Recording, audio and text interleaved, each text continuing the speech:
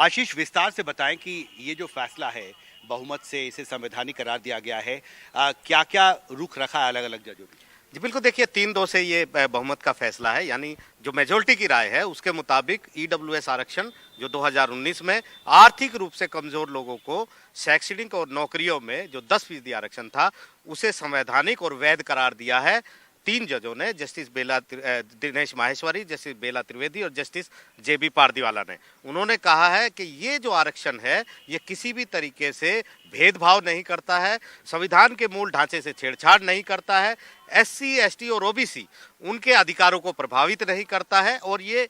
गरीब लोगों के लिए एक अलग से प्रावधान है जिसे किसी भी तरीके से अलग वर्ग नहीं माना जा सकता। ये नहीं कहा जा सकता कि ये रोजगार और समानता, कानून के समक्ष समानता, उनका उल्लंघन करता है। और एक बड़ा फैसला सुनाते हुए तय कर दिया है कि ईडब्ल्यूएस आरक्षण इस देश में लागू रहेगा और वो वैध है। लेकिन चीफ जस्टिस यू ललित और जस्टिस एस रविंदर भट्ट ने कहा है कि ये भेदभावपूर्ण है, संविधान के मूल ढांचे से छेड़छाड़ करता है, एससी, एसटी और ओबीसी जो वर्ग है उनके अधिकारों को प्रभावित करता है और इस तरीके से आप एक नई कैटेगरी नहीं बना सकते हैं, इसलिए इसे रद्द किया जाना चाहिए। लेकिन क्योंकि ये माइनॉरिटी का जजमेंट है इसलिए उसकी यहाँ पर बहुत ज़्यादा वैल्यू नहीं है। तो कुल मिलाकर संविधान पीठ का एक बड़ा फैसला आया है और उस बात को भी स्वीकार कर लिया है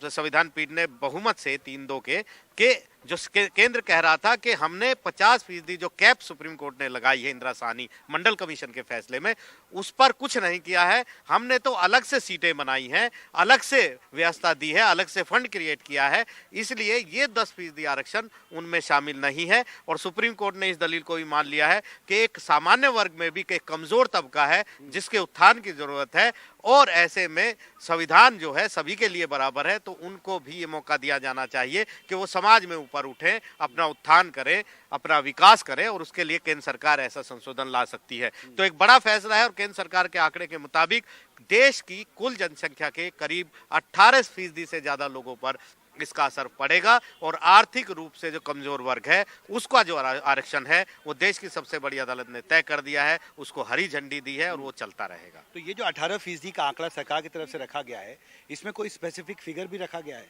कि कितने लोग हैं जिनको फायदा मिलेगा? जी देखिए, उन्होंने पॉपुलेशन सिर्फ दी थी, उन्होंने कहा था कि कुल जनसंख्या का 25% है और सामान्य वर्ग में 18% है, यानी 25% हम पूरी जनसंख्या का है। लेकिन सामान्य वर्ग के जो लोग हैं, जो पिछड़ा वर्ग में नहीं है, ओबीसी में नहीं है, एससी एसटी में नहीं है, वो 18.2% है, ये एक आंकड़ा दिया था। और ये भी कहा था देश में शैक्षणिक संस्थानों में 2,14,000 सीटें ईडब्ल्यूएस के लिए अलग से बनाई गई हैं, अतिरिक्त सीटें हैं। तो हम जो पहले से व्यवस्था थी उसमें कोई कटौती नहीं कर रहे हैं, हम एसटी, एससी, ओबीसी के अधिकारों की कटौती नहीं कर रहे हैं, हम एडिशनल इंफ्रास्ट्रक्चर तैयार कर रहे हैं ताकि जो देश का गरीब तबका है उसको भी उत्थान का मौका मिले, उनको भी आगे बढ़ने का मौका मिले। और इस पर मोहर 3-2 से सुप्रीम कोर्ट ने लगा दी है। एक बड़ा फैसला हम इसलिए भी कहेंगे कि अभी तक के आरक्षण में जो फैसले आए थे हिमांशु, वो फैसले ये कहते थे कि आप 50% से ऊपर नहीं जाएंगे, वो फैसले कहते थे कि आप आर्थिक आधार पर नहीं दे सकते हैं क्योंकि ये शैक्षणिक और सामाजिक तौर पर पिछड़े वर्ग को ही मिलेंगे। यहाँ पर एक नई कैटेगरी सुप्रीम कोर्ट के सामने आई थी जिसमें केंद्र सरकार ने आर्थिक रूप से कमजोर लोगों को एक बेनिफिट देने की बात की थी। आज उस पर इसलिए भी मोहर लगाई है कि सुप्रीम कोर्ट ये भी कह रहा है, जो केंद्र सरकार कह रहा था कि संविधान को लचीला होना चाहिए, देश काल परिस्थितियों के अनुसार संविधान भी बदलना चाहिए, लोगों की हालात भी बदलनी चाहिए। आशीष, एक सवाल ये था कि इस फैसले के बाद आपको लगता है कि जो राज्य सरकारें हैं, अब राज्य स्तर पर भी आर्थिक तौर पर आरक्षण देना संभव होगा नौकरियों में और शैक्षणिक संस्थाओं में?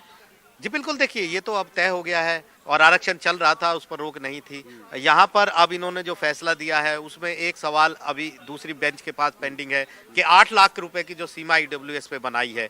वो 8 लाख रुपए की सीमा कहाँ से आई है, उसके पीछे क्या स्टडी है, उसके लिए इंतजार हो रहा था कि पहले संविधान पीठ ये तय कर दे, क्योंकि संविधान पीठ अगर ये तय कर देती कि यह संवैधानिक है तो तमाम मामला खत्म हो जाता। लेकिन ये बड़ी बात है यहाँ पर कि क्योंकि ये तो लागू करना पड़ेगा, एक पूरा संशोधन था संविधान में और सुप्रीम कोर्ट ने मान लिया है कि मूल ढांचे से छेड़छाड़ नहीं है, 50% का उल्लंघन नहीं है, अलग वर्ग है ये, इसको आप एससी, एसटी और ओबीसी के साथ कंपेयर नहीं कर सकते हैं, उनके साथ कोई भेदभाव नहीं है, गरीब लोगों को उत्थान की जरूरत है, संविधान को लचीला होना चाहिए। केंद्र सरकार की तमाम दलीलों को इन 3 जजों ने माना है। एक सवाल महत्वपूर्ण आशीष ये है कि आर्थिक तौर पर पीछे जो सामाजिक वर्ग है उनको आरक्षण की सुविधा मिलेगी,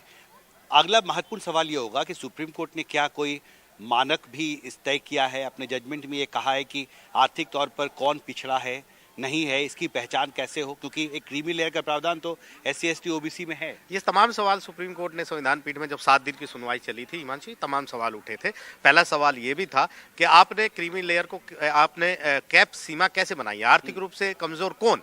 अगर आपने आज उसको नौकरी दे दी और वो नौकरी में उसकी सैलरी 10 लाख रुपए हो गई तो वो आर्थिक रूप से कमजोर वर्ग कहाँ रहा, वो EWS रहा नहीं। तो उसके बाद क्या उसके बच्चों को या आगे उसके परिवार को क्या इस तरह का लाभ मिलेगा, ये तमाम सवाल थे। लेकिन सुप्रीम कोर्ट ने ऐसी कोई कैप नहीं लगाई है, वैध ठहराया है। तो जाहिर तौर पर जो केंद्र सरकार ने मानदंड बनाए थे 8 लाख रुपए की जो सीमा तय की थी, लेकिन केंद्र सरकार ने बड़े दिलचस्प आंकड़े भी दिए थे और कहा था कि सिविल सर्विसेज में जितने लोग आते हैं उसमें EWS कैटेगरी में मैक्सिमम लोग जो है 2 से 2.5 लाख सालाने की सैलरी वाले होते हैं, यानी 8 लाख तो मैक्सिमम कैप है, 8 लाख तक के लोग हैं नहीं उस श्रेणी के। तो केंद्र सरकार ये बताना चाह रही थी कि इस देश में गरीबों की संख्या बहुत ज्यादा है और फिर ऐसे लोग जिनकी कमाई तो है लेकिन बहुत ज्यादा नहीं है वो सबसे ज्यादा है, वो EWS कैटेगरी के हैं जिनकी सालाना आय 0 से लेकर 2 लाख या 2.5 लाख रुपए तक है। तो ऐसे में आप वो ये बताने की कोशिश कर रहे थे कि EWS कैटेगरी में मैक्सिमम वो लोग हैं जिनकी सालाना आय 2.5 लाख रुपए से ज्यादा नहीं है। तो ऐसे में केंद्र सरकार का दायित्व बनता है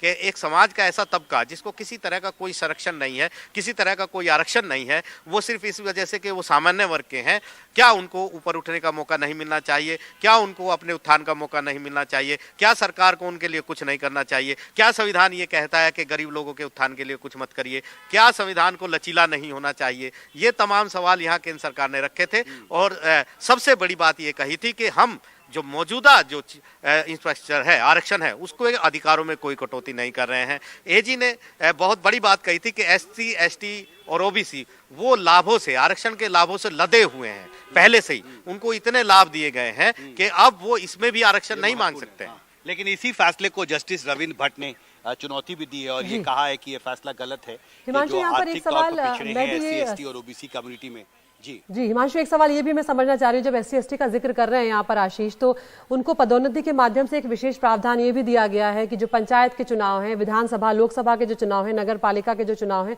उसमें उन्हें आरक्षण प्रदान किया गया है। क्या ये सुविधा, ये जो 10% होंगे जो सामान्य वर्ग के गरीब लोग होंगे, उनके लिए भी होगा या उनके लिए बिल्कुल नहीं होगा? जी, अपना सवाल दोहराए अदिति। जी हिमांशु, मैं ये जानना चाह रही हूँ कि SC ST जो हैं उनको आरक्षण में एक विशेष प्रावधान ये भी दिया गया है पदोन्नति के माध्यम से कि पंचायत में, नगर पालिकाओं में, लोकसभा में, विधानसभा में भी उन्हें आरक्षण दिया गया है। क्या ये जो सामान्य वर्ग के गरीब हैं जिन्हें आज जिनको 10% आरक्षण पर मोहर लगी है, उनके लिए भी सुविधा होगी? क्या पंचायत स्तर पर और राज्य स्तर पर जो अभी तक सुविधाएं SC ST कम्युनिटी को मिला था पदोन्नति में, विशेषकर आपको याद होगा कि रिजर्वेशन में भी आरक्षण का एक सवाल एक समय था जब बहुत बहस चली थी, सरकार ने फैसला भी किया था। अभी जो आर्थिक तौर पर पिछड़े वर्ग के लोगों को जो ये आरक्षण देने का फैसला किया गया है, क्या ये इस तरह के जो प्रावधान पहले से हैं पंचायत स्तर पर या पदोन्नति में आरक्षण का के लिए, जो पदोन्नति में भी जो आरक्षण का प्रावधान किया गया था वो SC ST के लिए, वो आर्थिक तौर पर पिछड़े लोगों के लिए भी होगा? जी देखिए, आपको ये सारा समझना पड़ेगा, ये नौकरियों के लिए है और शैक्षणिक संस्थानों में दाखिले के लिए है। सिर्फ दो चीज़ों के लिए ये आरक्षण है। और इसमें सबसे बड़ी बात आपको मैं कुछ बताना चाहूँगा, जो केंद्र सरकार ने फैसला सुरक्षित होने से पहले दिन एक नोट यहाँ पर दिया था, उसमें बहुत महत्वपूर्ण बात की थी। उन्होंने कहा था कि जो EWS कोटा है ये SC ST OBC की और सामान्य श्रेणी के कोटा है ही नहीं है, ये एक अलग कोटा है जो सिर्फ आर्थिक रूप से कमजोर वर्ग के लिए है। दूसरी बात उन्होंने कहा, संस्थानों को 25% सीट बढ़ाने के लिए कहा गया है ताकि इन 10% लोगों को, यानी जिन संस्थानों में अगर 1 लाख सीटें हैं वहां पर 1,25,000 होंगी, 25,000 होंगी, ताकि इन लोगों को अकोमोडेट किया जा सके। तो केंद्र सरकार ये बता रही थी कि हमने पुराने कोटा सिस्टम से कोई छेड़छाड़ नहीं की है, हमने चीजों को और आगे बढ़ाया ताकि इन गरीब लोगों को इसमें शामिल किया जा सके। ये भी कहा है कि 2,14,000 सीटें तैयार की हैं जिसमें 4315 करोड़ रुपए हमने खर्च किए हैं। इसके अलावा ये भी कहा है कि 10% आरक्षण जो दिया है उसमें OBC SC ST इनको कोई खतरा नहीं है। लेकिन पंचायत में चुनाव में, नगर चुनाव में जो सीटें पहले से आरक्षित हैं उनके लिए, उसका इससे कोई ताल्लुक नहीं है, क्योंकि ये सिर्फ नौकरियों के लिए है और दाखिलों के लिए है। बस जी अदिति, तो अभी ये सवाल वहां तक नहीं पहुंचा है। मुझे लगता है कि आने वाले समय में जब राजनीतिक बहस होगी और मांग होगी तो शायद इस तरह के जो दूसरे प्रावधान हैं जहां पर इस तरह के आरक्षण की सुविधा दूसरे पिछड़े वर्ग के लोगों को दी गई है, शायद इस पर फिर आगे कानूनी बहस होगी। लेकिन अभी फिलहाल सुप्रीम कोर्ट का जो फैसला है वो शैक्षणिक संस्थाओं में आरक्षण और नौकरियों में जो आवेदन लोग करते हैं उसमें आरक्षण देने के लिए आर्थिक वर्ग के जो पिछड़े लोग हैं उनके लिए 10% के प्रावधान को संवैधानिक करार हिमांशु, दिया यहाँ गया है। पर सवाल मैं आपसे भी लेना चाहूंगी, क्योंकि अब हम देख रहे हैं कि अब चुनाव आ रहे हैं गुजरात में और हिमाचल प्रदेश में। इस तरह के जो फैसले होते हैं अक्सर वो चुनाव में काफी ज्यादा फायदा पहुंचा कर जाते हैं। आप किस तरह से देख रहे हैं, क्योंकि ये फैसला 2019 में ले लिया गया था, आज सुप्रीम कोर्ट पे मोहर लग गई है। अब 12 तारीख को हम जानते हैं कि हिमाचल प्रदेश में मतदान होने जा रहे हैं, 1 और 5 दिसंबर को गुजरात में मतदान होने जा रहे हैं। तो ऐसे में इस फैसले का प्रभाव पड़ेगा?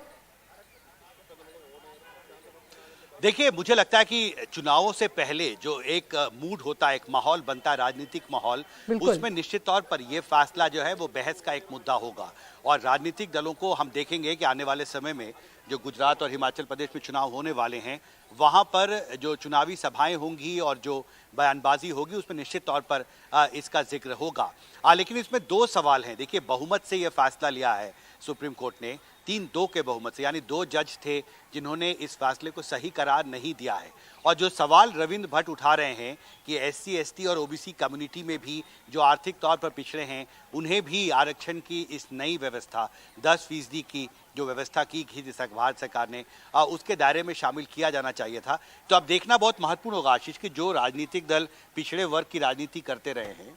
क्या वो भी ये सवाल उठाएंगे जो जस्टिस रविंद्र भट्ट उठा रहे हैं। जी बिल्कुल, देखिए, लेकिन सवाल आप एक चीज और सोचिए, राजनीति के बारे में मैं ज्यादा जानता नहीं हूँ, आप बेहतर जानते हैं। राजनीतिक दल सवाल कैसे उठाएंगे ये भी एक सवाल है, क्योंकि यहाँ देश की कुल पॉपुलेशन जो सुप्रीम कोर्ट में आंकड़े दिए 25% वो लोग हैं, 18.2% वो लोग हैं जो सामान्य वर्ग में आर्थिक रूप जिनको ये फायदा होगा। तो जब वोट बैंक की बात आएगी तो ये 18% भी वोट है, तो वो देखना होगा, क्योंकि कोई बहुत बड़ा राजनीतिक दल आके यहाँ आर्ग्यू किसी ने किया नहीं, न पेटिशन जैसे CAA में डाली है या और दूसरे कानूनों को चुनौती राजनीतिक दलों ने दी है, जिसमें कांग्रेस है, TMC है, TRS है, बहुत सारे हैं। यहाँ पर ऐसा कोई बहुत बड़ा राजनीतिक दल नहीं आया था। तो सवाल ये है कि राजनीति की हम बात नहीं करेंगे, हम कानून की बात करेंगे। एक बड़ा फैसला आया है, एक सीमा रेखा नई तय हो गई है, क्योंकि अभी तक जो सुप्रीम कोर्ट का जो जजमेंट थे, हमने देखा था 2015 में जाट आरक्षण को इसलिए सुप्रीम कोर्ट ने रद्द कर दिया था कि वो सामाजिक रूप से पिछड़े हुए, सुप्रीम कोर्ट ने उनको नहीं माना था। सुप्रीम कोर्ट ने कहा था कि जाट शैक्षणिक रूप से पिछड़े हुए हो सकते हैं, जाट आर्थिक रूप से पिछड़े हुए हो सकते हैं, लेकिन सामाजिक रूप से वो इस देश में कभी भी पिछड़ा वर्ग नहीं थे। वो इस देश में कई राज्यों में रजवाड़े भी थे, ये उन्होंने कहा था। तो जाट आरक्षण को रद्द कर दिया था सुप्रीम कोर्ट ने। तो सवाल ये है कि जब पहले के जजमेंट ये कहते थे कि आप आर्थिक आधार पर कोई आरक्षण नहीं दे सकते हैं, सामाजिक और शैक्षणिक आधार पर आप दे सकते हैं, तो एक नई क्लास जो केंद्र सरकार ने बनाई थी जिसमें आर्थिक रूप से कमजोर लोगों को दिया था। लेकिन उसके साथ साथ उन्होंने एक पैरेलल एक और रास्ता चलाया कि उन्होंने इंफ्रास्ट्रक्चर को बढ़ाया, यानी सीटों को बढ़ाया, नौकरियों को बढ़ाया, ताकि जो पुराने लोग हैं, जो पहले से जो सिस्टम चल रहा है उसमें जिनको आरक्षण है, उनके आरक्षण को कहीं ठेस ना पहुंचे, उनके अधिकारों में कटौती ना हो। तो ये जो पैरेलल लाइन ड्रॉ की, कहीं ना कहीं केंद्र सरकार को वो फायदे में ले गई है। और शायद यही कारण है कि सुप्रीम कोर्ट में 3 जजों ने उन गरीबों के बारे में सोचा जो आर्थिक रूप से पिछड़े हैं, लेकिन वो सामान्य वर्ग के हैं, इसलिए वो आगे बढ़ने के रास्ते उनके थे नहीं उनके जी। और अदिति, ये महत्वपूर्ण है। देखिए, आशीष भार्गव ने जो ये बड़ी जानकारी दी है कि बहस के दौरान भारत सरकार की तरफ से ये कहा गया कि करीब 18% ऐसे लोग हैं जो ऊंचे वर्ग से आते हैं लेकिन आर्थिक तौर पर पिछड़े हैं। और अगर आप इसको कैलकुलेट करें तो 140 करोड़ के आसपास हमारे देश की जनसंख्या है, 18% 25 करोड़ के आसपास बनता है आशीष। तो ये 25 करोड़ लोगों के लिए एक बहुत बड़ी खबर है आशीष। अगर ये आप इसको थोड़ा समझाएं कि ये जो फायदा इस 10% आर्थिक तौर पर पिछड़े लोगों का है, इसका फायदा उन 25 करोड़ लोगों को मिलेगा जो भारत सरकार के आकलन के मुताबिक आर्थिक तौर पर पिछड़े हैं। जी बिल्कुल, देखिए यहाँ पर क्योंकि संविधान पीठ के सामने था, 5 जजों ने 7 दिन तक सुनवाई की, तो केंद्र सरकार से बड़े बड़े सवाल भी पूछे और केंद्र सरकार को सभी सवालों के जवाब भी देने थे। एक कानून में संशोधन हुआ है जिसको संविधान के मूल ढांचे से छेड़छाड़ माना जा रहा था, क्योंकि सुप्रीम कोर्ट के पहले से बहुत सारे जजमेंट है और ये साफ है कि आप संसद जो है वो सक्षम है कि कानून में वो बदलाव लाए, संशोधन करे, संविधान में संशोधन करे, लेकिन वो किसी भी तरीके से संविधान की मूल भावना से छेड़छाड़ नहीं कर सकता है। ये पहले के भी जजमेंट है और ये हमने देखा भी है। बहुत सारे जजमेंट, बहुत सारे इसलिए असंवैधानिक हुए। लेकिन यहाँ पर सुप्रीम कोर्ट में केंद्र सरकार ने जो आंकड़े दिए और बताया कि गरीब लोगों को किस तरीके से ऊपर उठाने की जिम्मेदारी भी भारत के संविधान की है, उससे कहीं ना कहीं इनको फायदा ये निश्चित तौर पर अदिति, और सुप्रीम कोर्ट के इस बड़े फैसले से जो करीब 25 करोड़ भारतीय नागरिक हैं जो आर्थिक तौर पर सक्षम नहीं है और भारत सरकार के आकलन के मुताबिक आर्थिक तौर पर पिछड़ा वर्ग माना जा सकता है उनको, उनके लिए निश्चित तौर पर एक बहुत बड़ी खबर है।